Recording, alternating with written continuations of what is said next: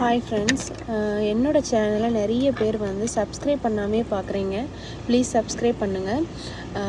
அப்புறம் யூகேயில் நான் ஒர்க் பண்ணுற ப்ளேஸில் வந்து செரி பழம் மரம் இருந்ததா, அதுலேருந்து ஒரு கிளையை மட்டும் உடச்சி பழம் எப்படி டேஸ்ட்டாக இருக்கான்னு செக் பண்ணலான்னு பறித்தேன்.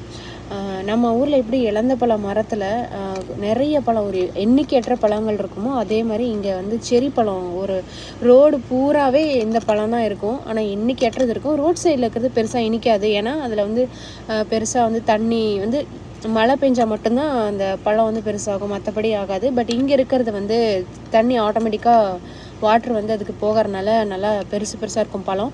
நல்லா டார்க் ரெட்டாக இருக்கிறது நல்லா இனிப்பாக இருந்தது. லைட் ரெட்டாக இருந்தது, கொஞ்சம் கசந்தது. ஒரு சில காயும் இருந்தது.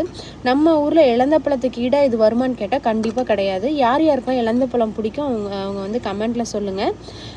இந்த பழம் முன்னாடி சாப்பிட்ருந்தீங்க அப்படின்னா அதையும் கமெண்ட்டில் சொல்லுங்கள்.